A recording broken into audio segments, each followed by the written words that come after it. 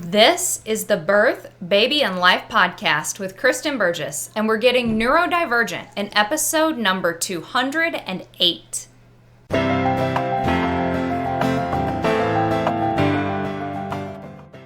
Hi ladies, it is Kristen, and today we are going to talk about being neurodivergent or particularly an autistic mom during pregnancy. This is the kickoff for an entire series, so we're going to talk about autism in pregnancy, in childbirth, and then also we're going to talk about just breastfeeding and like those early days of mothering, and then being an autistic mom in general.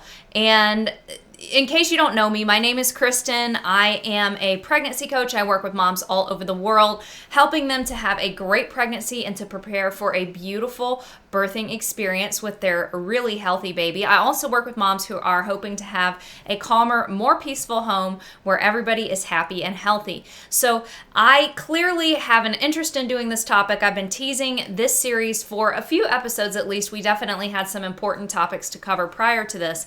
But as you can guess, I have a personal interest in this because I myself am neurodivergent. I actually have an autism diagnosis that I got when one of my kiddos was diagnosed. And I started to realize that, hey, a lot of those things seem pretty normal to me, and I check a lot of those boxes. Anyways, a lot of women are ending up diagnosed later in life right now, and we're beginning to realize that what we once thought was an epidemic of boys on the spectrum is actually boys tend to be more recognizable and girls tend to be better at hiding, or what they call masking, those symptoms. So a lot of women are getting diagnoses later in life, and a lot of pieces are falling into place for those women, and that might be the case for you. Maybe you suspect, maybe you're somewhere else on the neurodiverse spectrum, because they say that autism is a spectrum. And neurodiversity seems to be as well. For example, ADHD seems to be tied pretty closely to it. I will admit that I haven't looked into the specifics a lot about how all of that stuff interconnects, because I don't have ADHD, and I don't think that any of my kids do either. One of my kiddos who got an autism diagnosis, I was told that his kind of ADD type symptoms are actually just other symptoms of autism. So you'll have to forgive me for not knowing exactly what is going on with all of the other things that could be or are on that spectrum, but I want to speak to you in case some of these things apply to you in this episode. But just know that in this episode, in this series, I'm speaking particularly from the perspective of a woman who has gone through a lot of pregnancies, 8 births, 8 early motherhoods, and I'm still mothering. I've now 3 of my 8 are adult children, but as I have learned, adult children still need a special kind of mothering. So I'm still right there, really in the trenches doing all of this. And I've done a lot of research because it's something that's really interesting to me. And looking back at some of the challenges I had and how might those have been related to neurodiversity or not. So I really wanted to do this episode. So I've got quite a bit to cover. I'm going to probably just skim the surface. I've actually done 4 posts over on naturalbirthandbabycare.com that are just talking about pregnancy issues. I hope to get more up to, but it takes a while to write all those, especially when you're trying to juggle everything else. But if you want more detail, or if you tend to like to read, then I will definitely link that series in the show notes below. And anytime that I release a new post, if you're not on the mailing list, head over to trustbirth101.com and you'll get that. I've recently switched up the newsletter format to one that I'm liking a lot, where it's just very short, and I basically send you kind of 3 short sound bites every day. It takes less than a minute to skim, and I think that mamas are really liking it. I like it. I got it from somebody else. I borrowed the format from somebody else, and I just really like it. So if a particular point is of interest to you, there's a link for you to click, or sometimes it's a question and you can email me back with your answer or your thoughts, because sometimes I want to know your thoughts on things. But that format is there, so you can head over to Trust Birth 101, and any new content I put out will definitely get highlighted in that little soundbite newsletter that I'm sending out. So with that, let's just jump into the meat of the topic. Like I said, we've got more and more women who are being diagnosed every week, many of them late in life. And contrary to what we would think stereotypically of whatever you think of a stereotypic autistic person as, like somebody flapping in the corner or little kiddos spinning in circles, you don't really think of pregnancy and parenting when you think of that little kiddo spinning in a corner or just kind of like making sounds or not communicating. But many neurodivergent women will have children. They'll marry, they'll get pregnant, they'll have babies, they'll be parenting. And so I wanted to talk about some of those challenges that might come up. So again, I'm always going to refer to my notes, though this one there's just so much to cover. So we'll see how much we can get through. So I wanted to start with, I struggle with figuring out how to order this episode, but I decided to start with care provider issues because I think in some ways, many of the issues that autistic or neurodivergent pregnant women are going to have are going to stem from greatly increased contact with care providers. So I wanted to touch on that a little bit, and I decided to start there, and then we're going to talk about some of the pregnancy challenges that many moms might have, but maybe exacerbated, especially for the autistic mother. And then we'll also talk about some healthy pregnancy principles. I'm not really going to talk about birth because I'm going to do a whole episode about birth, because I think that labor and birth and the preparation for there when you are a mom on the spectrum is definitely something that deserves its own episode. So let's talk about care providers to begin with. So many women struggle to communicate with care providers because what we know, what research is showing, is that it's just more difficult for autistic people to communicate with neurotypical people because our brains just work differently. So neurodivergence is just a different way of your brain functioning. And so sometimes it's just hard. And what research has found is that because you usually think of an autistic person as being very aloof, or sometimes if you think of like Sheldon and I forgot the name of the episode or the TV show. But anyways, Sheldon Cooper, and is it Big Bang? Maybe so. Anyways, he's a stereotypical autistic male character. And he's just kind of arrogant and a jerk, though I love his character, but he's definitely kind of a jerk, and that's what you think about. Or you think of somebody who doesn't really communicate at all.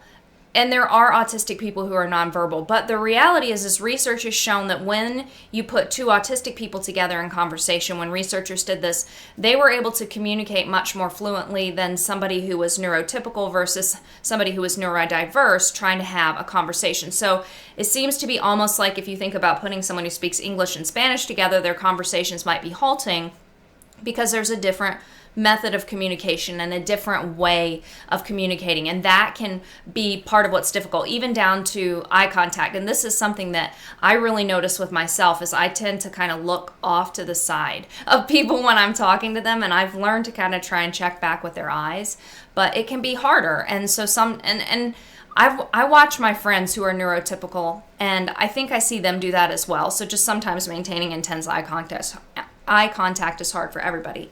But it can be challenging when your brain is just wired to do different things. And then when you're in a situation where there is any sort of a kind of an authority figure or a power dichotomy, which is very common when we're talking about care provider relationships, especially in pregnancy where the relationships tend to be a little patronizing, it can get really difficult.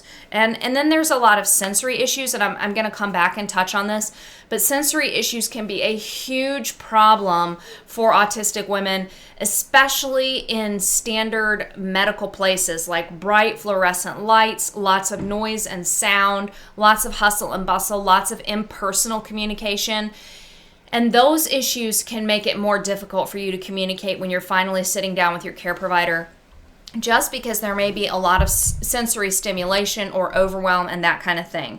So I would recommend that you carefully consider the care provider that you want to have when you're pregnant. And this advice is the same as I give any pregnant mom. Ultimately, it really starts with considering the birthplace that you want to have. And I'll probably talk a little bit more about this in the birth episode. So these 2 episodes are definitely going to need to be listened to, even if you don't want to listen to the whole series. Because ultimately, at least in the United States, where you give birth determines who can be your care provider. So if you are choosing to give birth at a hospital, you're going to have a certain pool of care providers, a freestanding birth center, a certain pool of care providers. And if you want to give birth at home, another pool of care providers. And it's very rare for one care provider to have privileges in all of those places. So when you think about what you want and where you want to give birth, that's going to make a big difference. But when you choose a care provider, you should choose somebody that you feel like you can communicate with and that gives you time. And ultimately, you may or may not decide to disclose your diagnosis to your care provider about being on the spectrum or neurodivergent.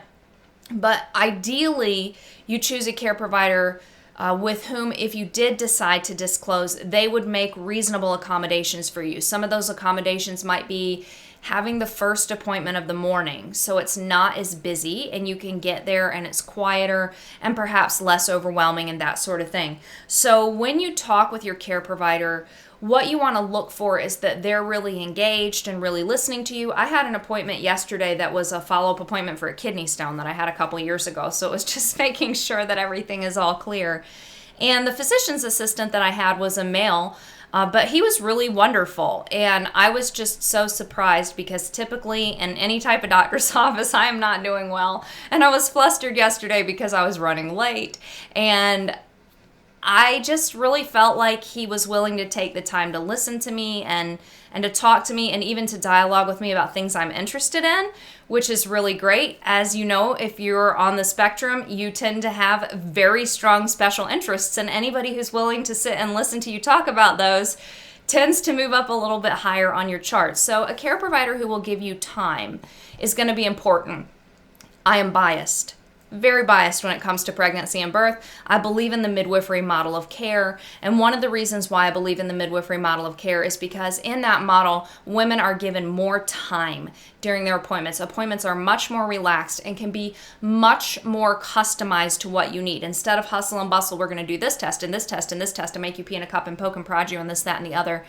It can be customized. You can communicate with your midwife and let her know, I need some time to settle in, and this is what I need when it comes to doing this or doing that, or even touching me to feel the baby as you get bigger, and baby's growing, and so they're palpating your belly, or even listening to baby. So again, I have an inherent bias for that, and I'm sure there are OB offices that make accommodations and that sort of thing. And really, a lot of these are things that they should just do for every woman. So it's just a human dignity thing. But it's especially pertinent when we're talking about moms on the spectrum.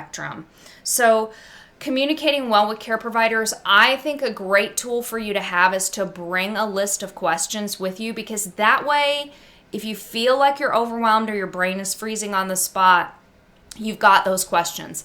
I know that for me, at least, having something written down is really helpful in any sort of difficult conversation that I'm having, and taking some time to think about how I'm feeling about the situation beforehand and even how I'm feeling afterwards if I want to be able to reflect back.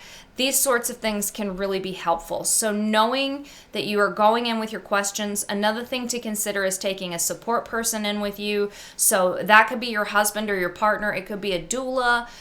It could be, a friend who, is going to advocate for you. Somebody who knows you and understands you and can help you advocate for yourself. Other things, and I talk about some of these in the blog post and even include links to them, is there are forms that you can have that are basically, advocacy forms, and a packet that you can carry with you that says some about you. I have never had to use this in the context of a pregnancy, but after I had some difficult ER visits, I actually got a medical card that says that I'm on the spectrum, because sometimes in that sort of situation, it's really, really hard for me to figure out how to communicate, because I just kind of want to shut down and curl up into a little fetal position ball.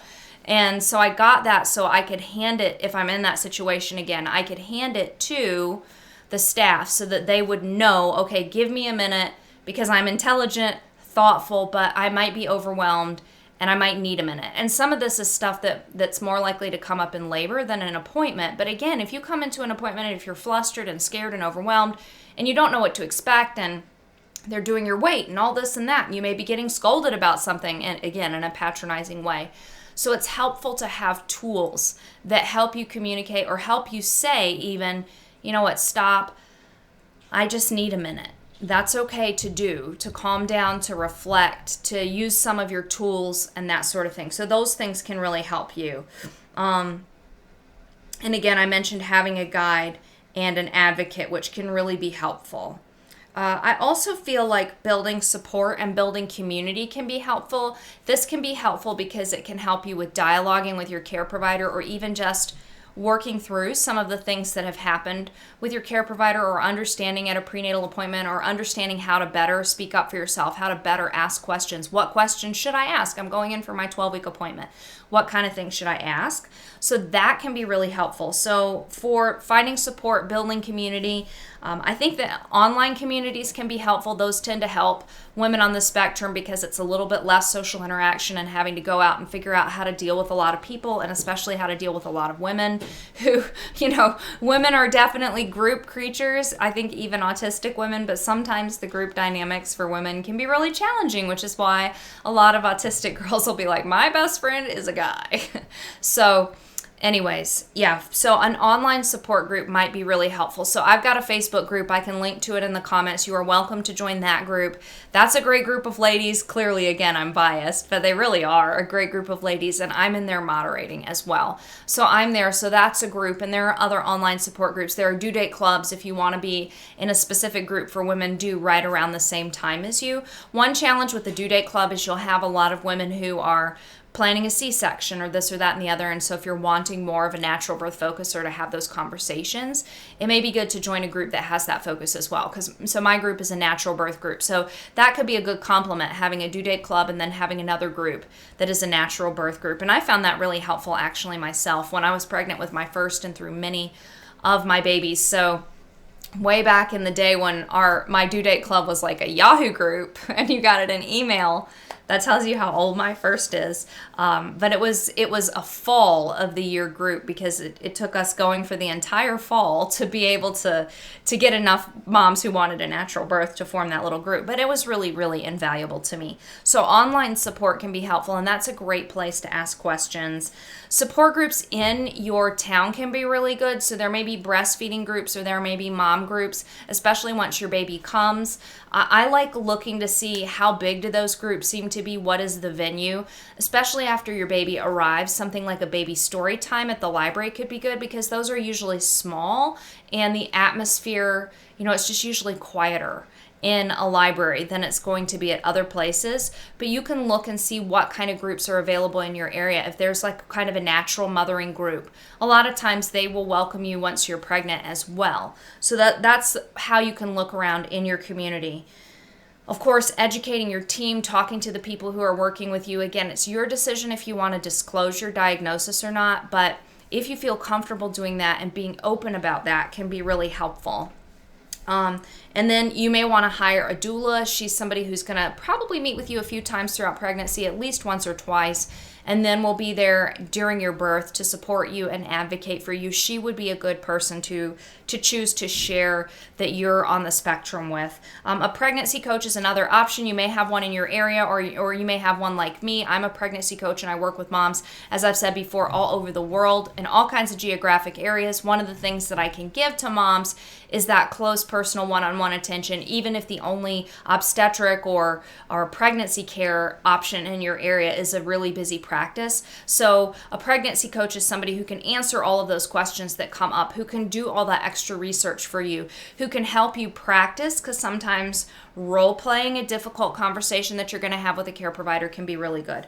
So somebody like a pregnancy coach can help with those sorts of things and can also help you dialogue with your birth partner and your family members and everybody about boundaries and all of that. I have done all of that with clients, especially helping them set boundaries with family, which can be a big thing. Again, a loved one can advocate for you. So maybe your husband or partner, oftentimes they're your biggest advocate. They understand how you tick, so to speak. They understand your quirks and can really be a good advocate for you with care providers. And then if you've got any types of supports in your life that you're entitled to, depending on the country that you're in and what they provide to people who have a disability, you may be able to get some additional support. Like you might be able to have somebody who comes in to the house and helps with cooking and cleaning and that sort of thing. And that's not necessarily related just to working with your care provider, but if you've got those sorts of supports that are provided by your municipality or government or jurisdiction where you're at, then those might be something to look into to take advantage of. And then certainly a therapist or a counselor, somebody who can help you. Again, that might be somebody who can help you role play situations and figure out how to talk and dialogue about situations with a care provider. So those are just some thoughts with a care provider. Again, if you were to say, Kristen, okay, how am I supposed to choose the right care provider for an autistic woman? I don't know that that thing exists. I think that you're much more likely with a midwife to get somebody who's willing to do research if she's not really familiar with this, to be able to do research, to do some reading, and to dialogue with you. And again, midwives are pretty good at customizing appointments to what their client needs.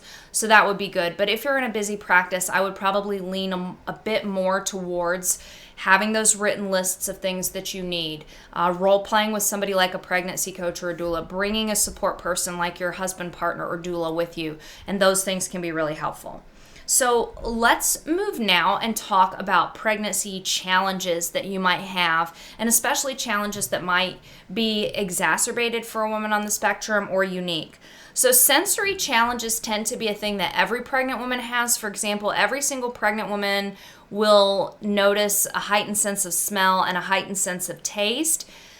Not every mom is going to have morning sickness. Not every mom is going to necessarily have food aversions or cravings, but I would say that most moms will notice some food aversions or cravings and that heightened sense of smell. For a mom on the spectrum, that will likely be even greater. Again, I haven't seen any research yet that correlates being on the spectrum with having more severe morning sickness or HG, hyperemesis gravidarum. And if you are struggling with that, definitely shoot me an email or message me on Facebook, because that's something that I'd love to talk with you, because I've learned a lot about that this year. But I don't think there's a greater correlation. However, there is definitely a stronger correlation between sensory things like more aversions, maybe more cravings, even higher heightened sense of smell, if that makes sense. And then other things that other pregnant moms might not notice are probably things that will heighten for you as well. So women on the spectrum automatically tend to be much more sensitive to touch, and so that will probably become heightened. Also, sounds, noise, and another thing that causes a lot of problems during pregnancy is sensitivity to different lights. So especially, again, in a busy office setting where there's lots of bright lights overhead, where there's lots of hustle and bustle of people moving around and kind of, being herded around in this whole office full of pregnant women, everybody who needs to get somewhere and do something. That can be really challenging. And those are things that are really good to be aware of and to start to understand what you feel comfortable with and what you don't feel comfortable with. Again, if you're working with a care provider like a midwife, you can let her know, like, I'm really sensitive to this type of touch, and work with her, especially if she's going to palpate your belly and feel the baby.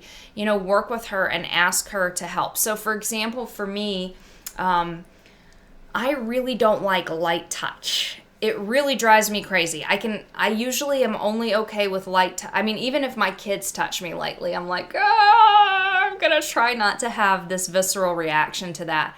It's only a sweetheart who I can probably tolerate that kind of touch from. So for me, that was something with my midwives, is I didn't want this kind of light touch that sometimes someone will just lightly rest their hand when they're talking with you or something. I did not want that.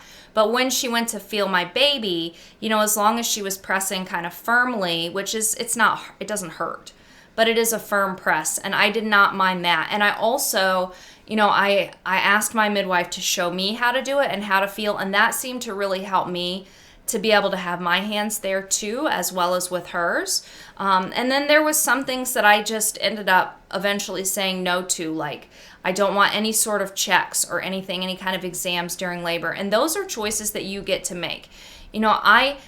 As somebody who works with pregnant women and attends births and that sort of thing, I think it's good to be able to check baby's position via palpation. But if it's something that you're really uncomfortable with, you can always tell your midwife that you don't want her to do that. An OB is probably not going to palpate anyways, to be honest. Usually they use Doppler or an ultrasound to try and figure out where baby is. But again, all of this sort of thing is things that you can think about. And when you're communicating with the world, or when you're out in the world, people will sometimes want to put their hand up on their belly, and you can just say right away, please do not touch my belly. Don't touch my belly. Belly's off limits. And that's okay. And that's something that can annoy pregnant women, whether they're on the spectrum or not, is that, people just want to touch the belly. And it may be that it's older people, you might not want adults touching, but you're okay with children touching, or you might, just say, oh, ask first, please, if a child wants to touch your belly. I was always more okay with kids touching my belly because I think theirs just coming from this place of awe and wonder, and it feels less weird.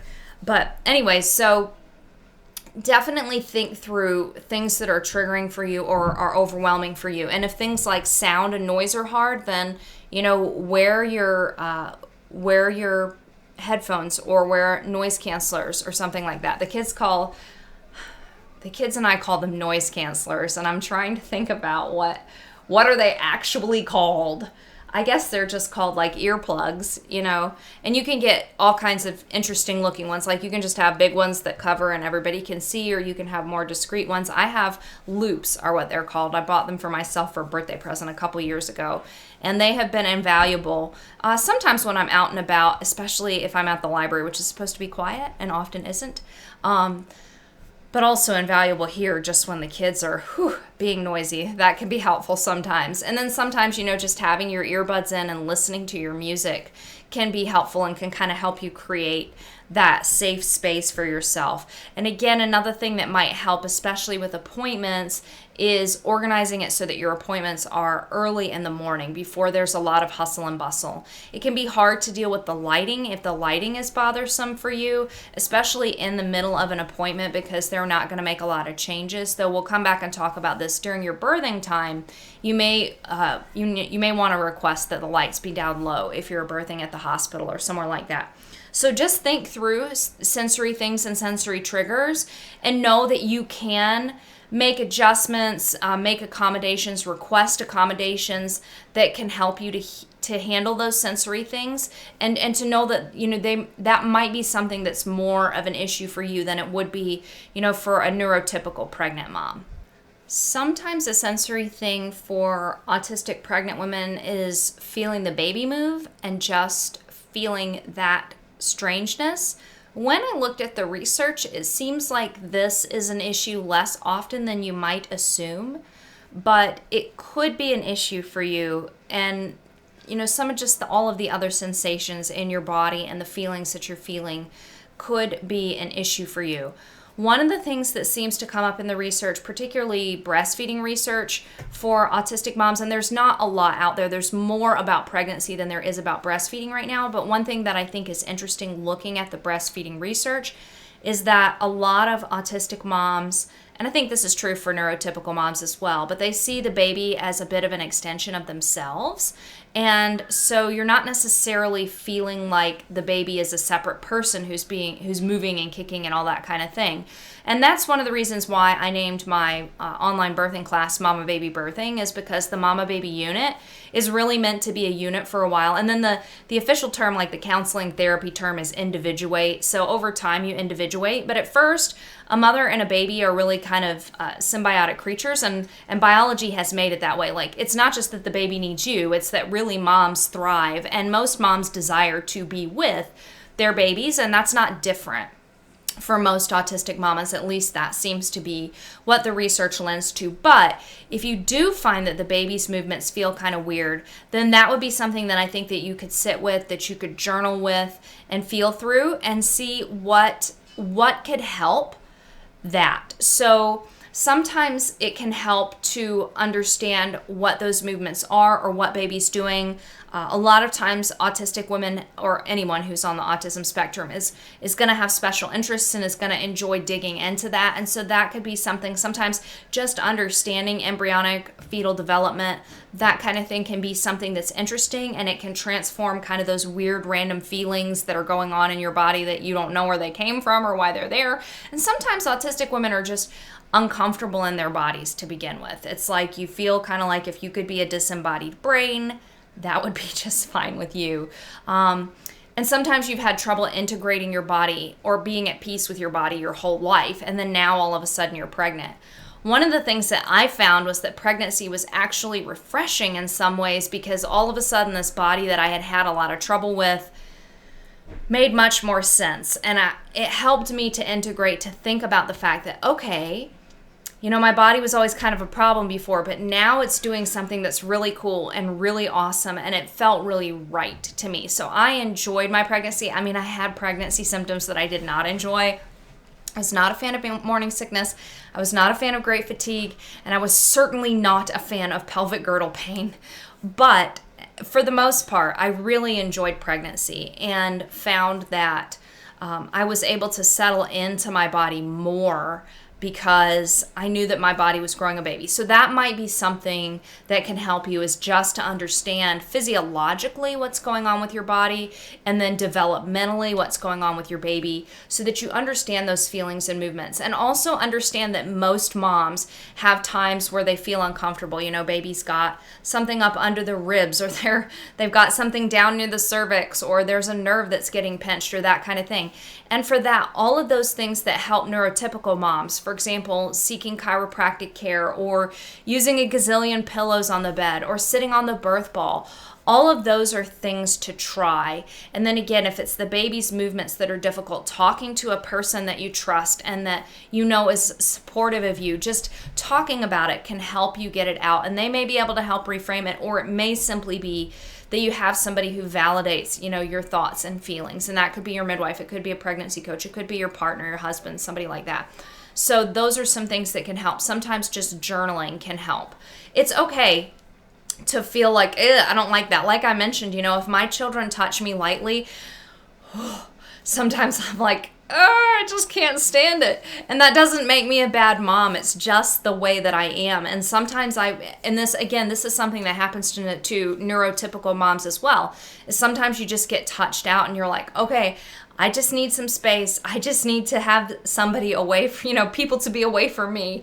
And that's okay too. So it doesn't make you a bad mom to feel like you may be getting overstimulated or overwhelmed by a certain sensation, even if that sensation originates with your child. So it's okay. And I would just encourage you to find ways that you can handle that and to work on integrating those feelings, because most of the time we can work on integrating sensory stimuli, even things that feel overwhelming to us. So there are also other things that may come up. Diet is really important during pregnancy. Diet can be a problem for every pregnant woman, but it can especially be a big deal when you've got a mom who's neurodivergent, and food might be hard for you anyways, or you may have a really restricted food that you eat, selection of foods that you eat. I think that things that can be helpful, and again, these are things that are helpful for all pregnant moms, but I especially think that it's important when you're on the spectrum, because one of the things that tends to help people on the spectrum is routines and rhythms and that sort of thing. So structuring your meals can help you make sure that you're getting in everything that you need. And that could be something like setting a timer to make sure that you eat, or if you use lists. I'm a big list person, being able to check off on the list that I've had breakfast, lunch, and dinner, that I had morning snack, that I had afternoon snack, that I had before bed snack. So once you get to the point in pregnancy, which is usually around your second trimester, that you really want to start working on building that pregnancy nutrition up, working on structuring your meals can be good. And again, having that information that is helpful for you, like what needs to go into a healthy pregnancy diet as far as protein, calories, vegetables, those sorts of things, what needs to go into that, having that understanding and then working to make that work for you helps. It could be that you eat the same thing for breakfast every day, the same thing for lunch every day, the same thing for dinner every day. And really, as long as those things meet the nutritional requirements of pregnancy, they're probably good. When we look back at Dr. Price's work, he was a dentist working in the 1930s, almost 100 years ago now, which is crazy to think. He went around to all different cultures, and he was trying to figure out why they had such wonderful teeth and why the people in the Western world had rotten teeth. That was the question he was asking. But he also noticed that they tended to have robustly healthy children and tended to have good pregnancies. And it wasn't until kind of foods of modern commerce came in that there tended to be more complications. And one of the things that was true about these societies is that they ate very nutrient-dense diets. But another thing is they didn't have a ton of variety in their diets, just because geographically they ate what was produced right there. So I don't think that you need to have a ton of variety in your diet as long as it's nutrient dense. Now, you can't subsist on a diet of like, well, we'll pick on Temple Grandin for a minute. I don't think that a diet of, just Jello would be a good thing to grow a baby on, right? And I think she would laugh if she heard me say that. But you can find a nutrient-dense diet that works for you and eat that every day if that helps. I mean, I tend to eat the same thing for breakfast every morning, the same thing every day for lunch. Very little variety. Supper, there's more variety. But for me, it's just comforting and helpful because I know exactly what I'm going to eat, when I'm going to eat it, and that just makes my life a lot easier. So sometimes really structuring your meals and planning your diet intentionally, but in a way that you know you're going to be able to eat and enjoy, can be really helpful. Sugar cravings can be a big thing for all moms. And one of the things to look at with sugar cravings are what are healthier foods that can satisfy these cravings and help me grow a healthy baby. So fruits would be a good thing. So if you're dealing with sugar cravings, then look and see. Sometimes sugar cravings mean that your body needs protein, and that's something to be aware of. But sugar can really mess up your entire metabolic system, which can greatly exacerbate anything else that you've got going on, including sensory issues. So that's something that I encourage all mamas to be careful of, but especially if you are a mama on the spectrum, watch for those sugar cravings. Kind of playing along with routines. I think routines are going to be really helpful for you throughout your entire pregnancy because routines can help you if you've got limited time, limited energy, if you're prone to burnout. Autistic individuals tend to be prone to what they call autistic burnout, which is when, you just go, and then you literally kind of hit a wall and you totally shut down and you can hardly function.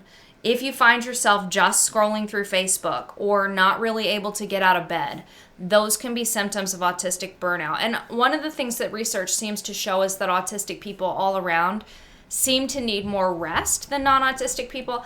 I'm not sure that I can say that anecdotally because I tend to get by on a very small margin of sleep just because of my life. And I don't do a great job with resting. But what the research shows is that autistic people may need more time to sleep and to rest. And when I was pregnant, I definitely took more time to rest. One of the things that's nice is when you're pregnant, you often have little children that are going down for a nap, and you can nap when they nap. But even if this is your first baby, if you can find time to rest during the day, even if it's going out to your car and resting there or closing and locking your office door and resting in there, that might be helpful. And if you're a homemaker, just making sure that there's time in your day to rest. But burnout and just freezing are things that can happen to autistic women. And freezing can be, where your brain you just can't seem to work or to function or to make anything happen. Freezing can happen with other people if you're in a difficult situation, like when I was talking about the ER visit that I had a couple of years ago. I mean, I just froze. Like I could hardly function or talk. It was very, very difficult. And this is a situation where having an advocate can be very helpful, but also understanding those situations and finding ways to nurture yourself, to nurture your nervous system, and to cope with all of those can help. And I think, again, what I said when I was talking about meals a minute ago, working with routines can really help. So putting yourself on a routine and having a day-to-day routine can be very helpful. And also doing some practicing for when the routine gets disrupted. What are things that you can do to help calm your nervous system? It was interesting to me because I was reading a book recently. I think it's called Self-Care for Autistic People, and I will link it in the show notes below. I think Megan Neff is the author, but I'm not positive. Anyways, I think it was in that book that she was talking about some things that are comforting, and she was talking about reading a favorite book. And so I have a book that's a book written for like homeschool moms who are managing a large family, and I tend to read that book at least once a year. And one of the things I noticed at the beginning of our school year this year is I would like look for pockets of time during the day just to read a paragraph of that book. And after reading in the Self-Care for Autistic People, I realized, I read a paragraph in that book because the author's tone of voice is very soothing and very encouraging throughout the whole book. And I was like, reading a paragraph of that book helps me to calm down. So this is looking for routines that help you, and then also looking for strategies that can help you calm down if you've gotten off your routine or if a difficult situation has happened. So could that be a fidget toy that you carry with you or something that you have with you that you can pull out or that you can fidget with? Could it be going to the bathroom and taking a minute or stepping into a quiet room and taking a minute? Those are things that can really help you. And then also looking at just what are you may have normal routines, because if you're an autistic woman, you probably like routine. If you've got normal routines, asking yourself what might need to change in that routine now that I'm pregnant. For example, I need to make sure that I'm eating enough, which may mean adding in snacks that you didn't have before, or it may mean, especially as you get later in pregnancy, I need to accommodate more prenatal appointments. And so how do I adjust my routine so that that can become part of my routine, or it's not such a disruption? So pre-thinking some of these things, and pre-thinking through things is called executive function. It's something that autistic people, neurodivergent women with ADHD, executive function can definitely be a struggle. My kiddo who has a diagnosis on the spectrum, I think more of my kids are on the spectrum as well, but I've got one with a diagnosis right now. Anyways, that kiddo's executive function is definitely like way down there. And so I spend a lot of time intentionally teaching executive function. And I think my executive functioning skills have gotten great over the years because I had a lot of pregnancies and a lot of babies and decided to homeschool. And I just had to learn a lot of skills. But learning about executive function and how you can start to use executive functioning skills to help you cope and get through the day and manage your pregnancy is a good thing. One idea is to have a pregnancy journal or a pregnancy planner. You can go buy one at the bookstore. One day I want to create one of my own, and I've got like a little basic pregnancy mood tracker if you want to shoot me an email, Kristen@naturalbirthandbabycare.com. And I also have a client workbook for one-on-one clients. And if you're interested in having one-on-one help, guidance, and support through this pregnancy, please definitely reach out to me. You can go to birthbabylife.com/beautiful, and that will take you to the call booking page. We can set up a call. The first call is a gift to you. I would just love to talk with you, hear about your situation. And one of the things that I do offer for women who choose to work with me throughout their pregnancy is I've got a client workbook. And it's not necessarily a planner, but it takes you through a lot of things to think through, to consider, and to know. And of course, I'm there. I can help you make any sorts of sheets that you need. But sometimes having a planner can be helpful because it helps you to pre-think through things.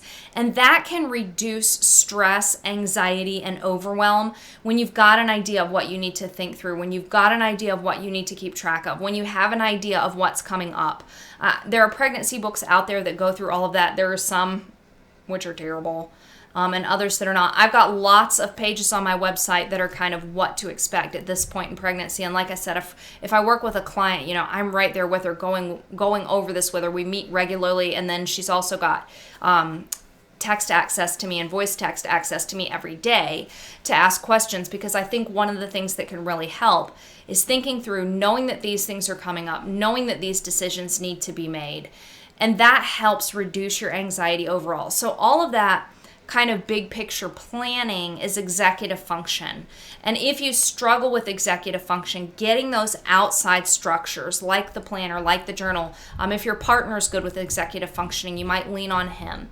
Or having a pregnancy coach or somebody that's going to help you. Your midwife might be able to help you with this.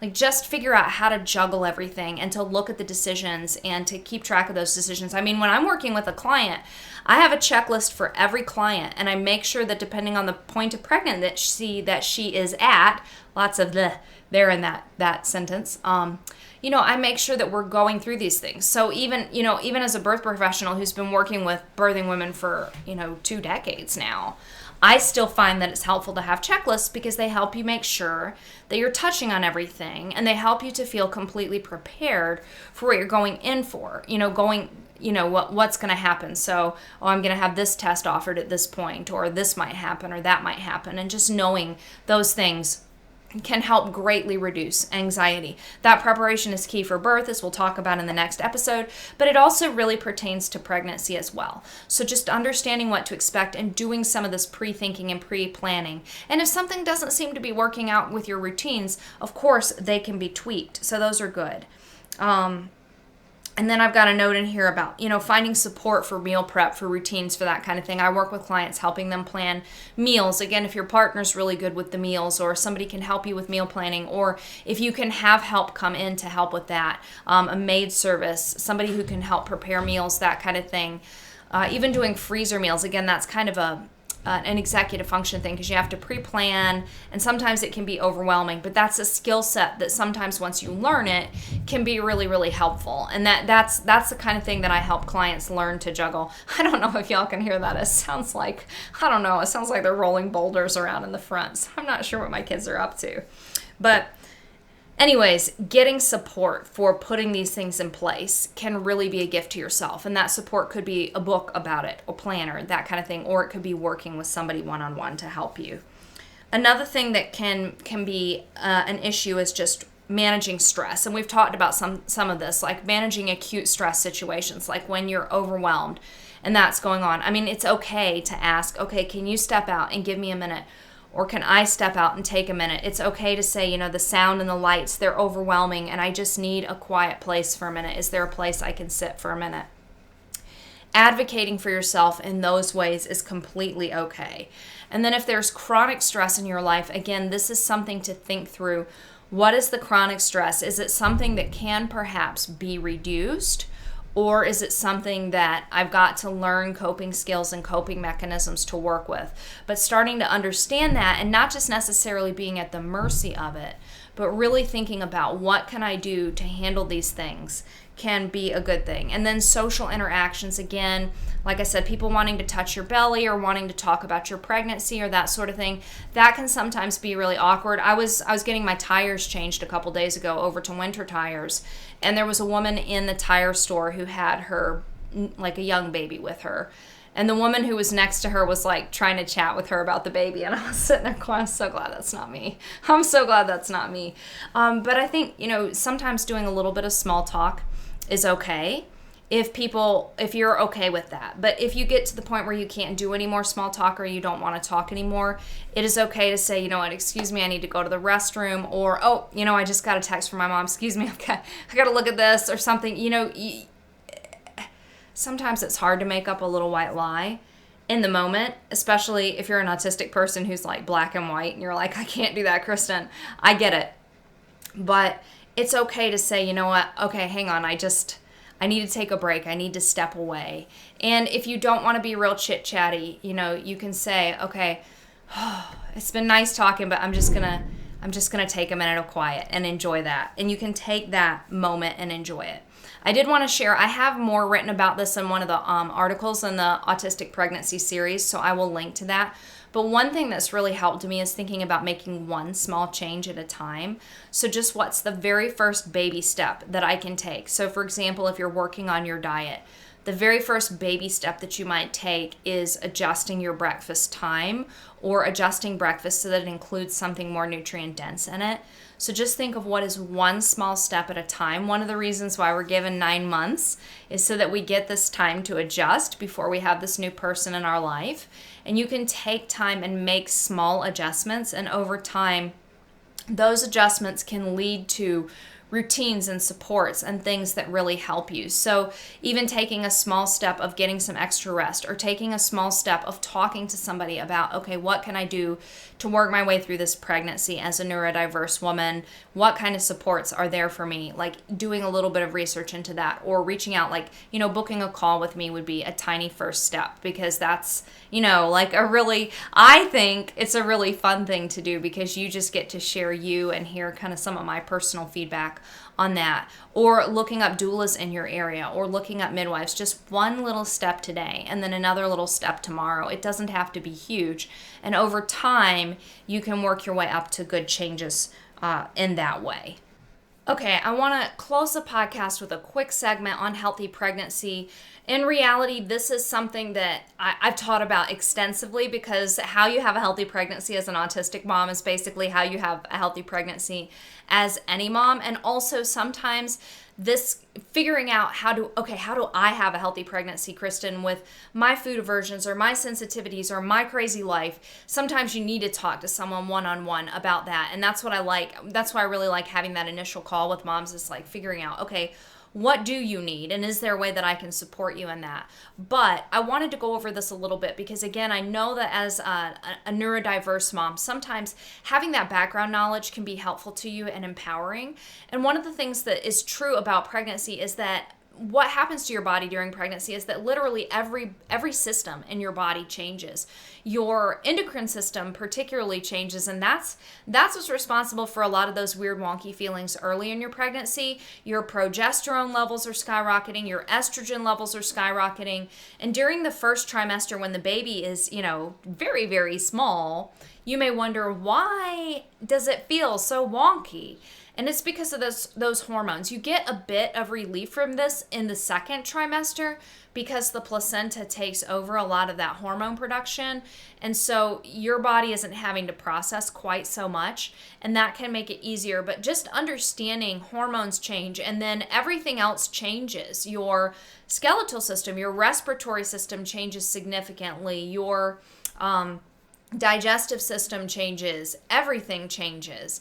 And your circulatory system changes profoundly. And one of the reasons why it's so important to pay so much attention to your pregnancy diet, and why I spent quite a lot of time talking about, okay, how do we make that work for you, even if you are a mom who has a very narrow list of foods that you're okay with, is because your circulatory system supports the changes in every other system in pregnancy. Your circulatory system is what nourishes the placenta, is what helps keep enough amniotic fluid for the baby, and of course is what brings the nutrients so that your baby grows strong and healthy. And your circulatory system is supported directly by your diet and what you eat. So it's really important to work on that during your pregnancy. In fact, the number one way that you can prevent pregnancy complications and have the smoothest, easiest birth and the best milk supply possible, as well as growing a really healthy baby, is by paying careful attention to your pregnancy diet.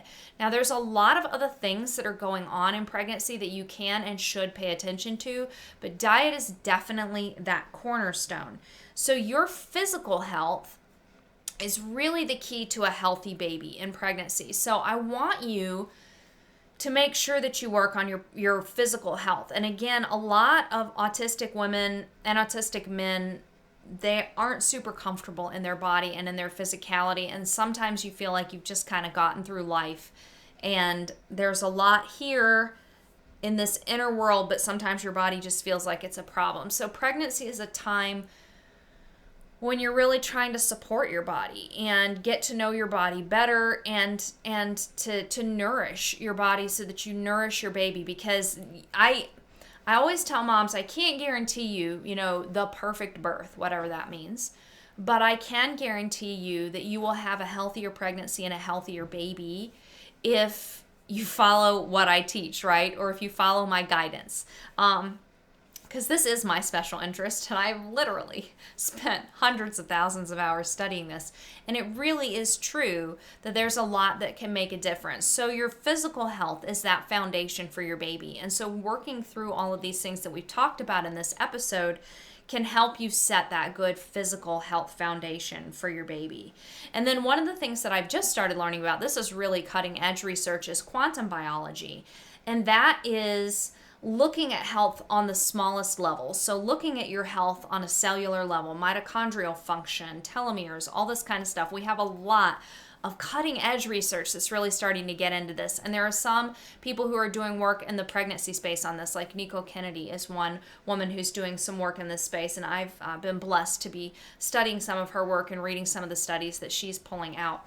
But quantum biology is really nourishing your body energetically on that, because that molecular level in kind of atomic level, cellular level, is really looking at energy, because ultimately when we break things down to that level, that's what we're looking at. And I talked about this some in the fertility episodes, a few episodes back as well.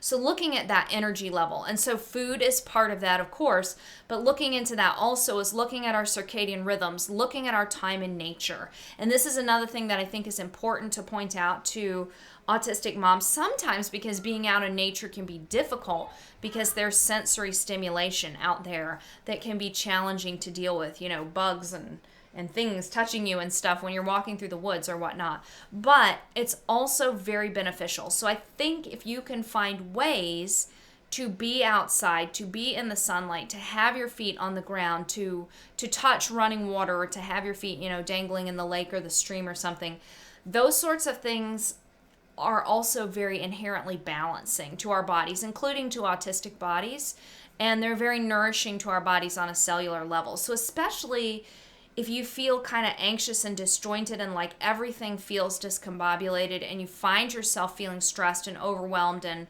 overstimulated from a sensory perspective, then trying to find some time to, I think it was the Japanese that coined the term nature bathing, but finding some time to be in nature may help you feel more grounded and centered, and it's definitely going to nourish your body on that deep level, like that deep cellular level, and it will nourish baby.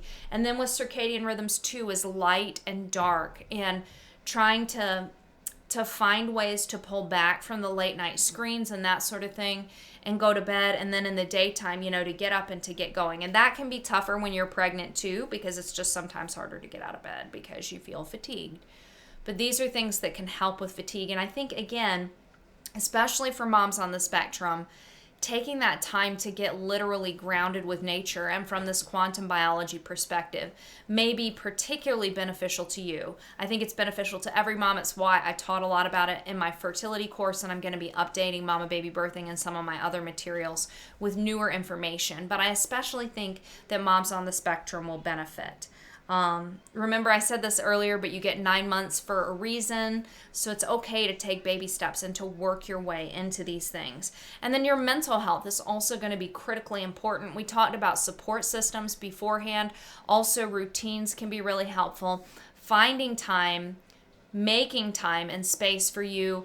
I think one of the things that I think is interesting is you'll see a lot of take time for you to recharge and to rest, like take a bath or do this or do that. But one of the things that often helps autistic people recharge is indulging in a special interest.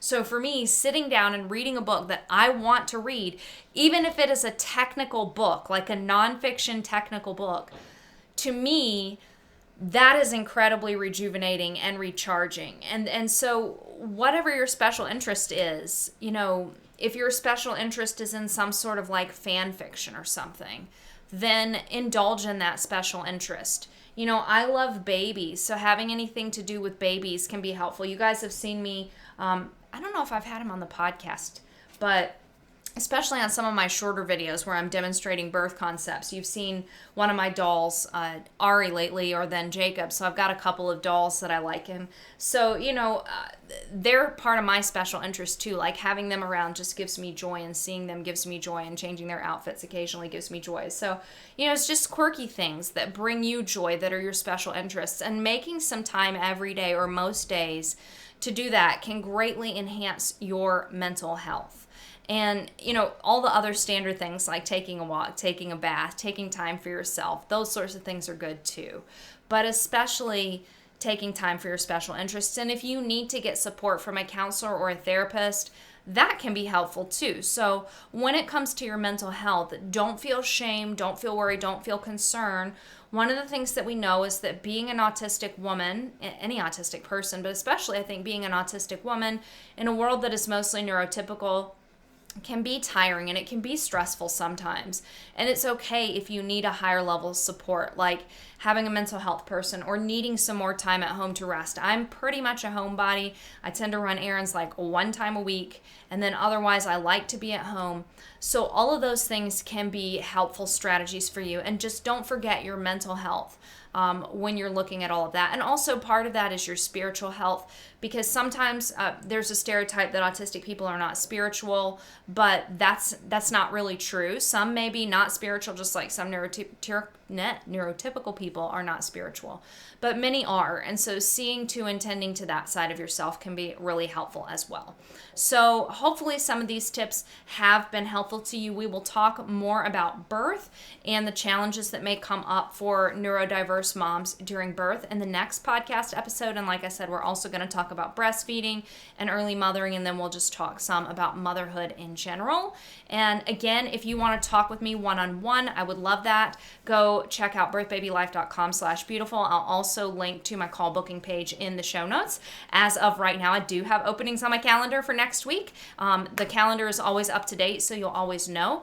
I do look forward to talking to you, and I hope you have a blessed week, and I will see you soon.